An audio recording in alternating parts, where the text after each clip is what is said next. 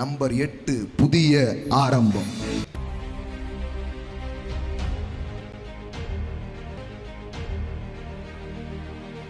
பைபிள்ல 8வது புத்தகம் எது? இப்படி கேட்டால் நீங்கள் பதில் சொல்லிடுவீங்க. ரூத் எத்தனாவது புத்தகம் அப்படின்னா என்ன சொல்லிடுவீங்க? ஏன்னா எல்லா கேள்விக்கும் பதில் என்னதுன்னு சொல்லியிருக்கிறேன் 8. அதனால கொஞ்சம் கட் பண்ணி வேற மாதிரி கேட்டேன். இப்போ சொல்லிடுவீங்க பைபிளில் 8வது புத்தகம் எது? ரூத். அதான் கரெக்டாக சொல்லிட்டீங்களே, என்னாமலே சொல்லிட்டீங்க, அவ்வளோ நம்பிக்கையா.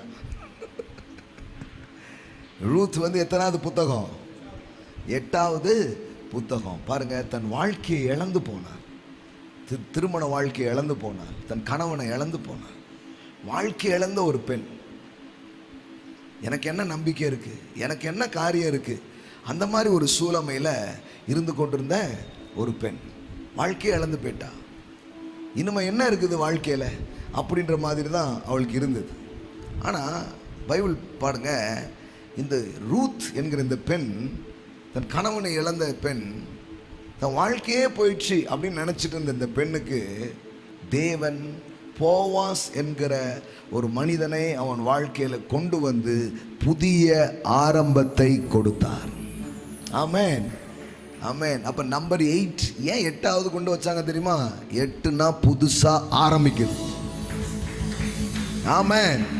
உன் பழைய வாழ்க்கைக்கு பதிலாக, உன் பழைய இழப்புக்கு பதிலாக, உன் பழைய தோல்விக்கு பதிலாக, உன் பழைய நஷ்டத்துக்கு பதிலாக இதோ நான் புதிய காரியங்களை செய்கிறேன்.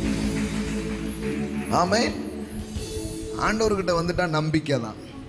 வாழ்க்கையில் என்ன இழந்திருந்தாலும், வாழ்க்கையில் என்ன நஷ்டங்கள் அடைஞ்சிருந்தாலும், இந்த போவாசை நீங்கள் சந்திச்சதுக்கு அப்புறம் உங்கள் வாழ்க்கை நலமாகத்தான் இருக்கும். உங்கள் இழப்புகளுக்கு மேலாக அவர் தருவார். உங்கள் இழப்புகளுக்கு மேலாக ஈடுகட்டுதலை உங்கள் வாழ்க்கையில் தருவார். நீங்கள் என்ன இழந்திருந்தாலும் என் தேவன் தருவது அதை விட பல மடங்கு அற்புதமானதாக உங்கள் வாழ்க்கையில் இருக்கிறதை நீங்கள் பார்ப்பீர்கள். ஆமென், ஆமென்.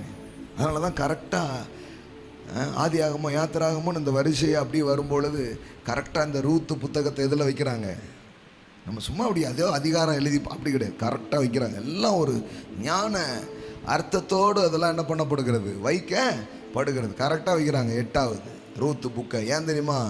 ரூத் வாழ்வை இழந்த ஒரு பெண் வாழ்க்கையில் புதிய ஆரம்பத்தை பெறுகிறாள். நம்பர் 8 புதிய ஆரம்பம். ஆமென். இன்னைக்கு நான் உங்களுக்கு சொல்லுகிறேன் புதிய ஆரம்பம். ஆமென். புதிய ஆரம்பம்.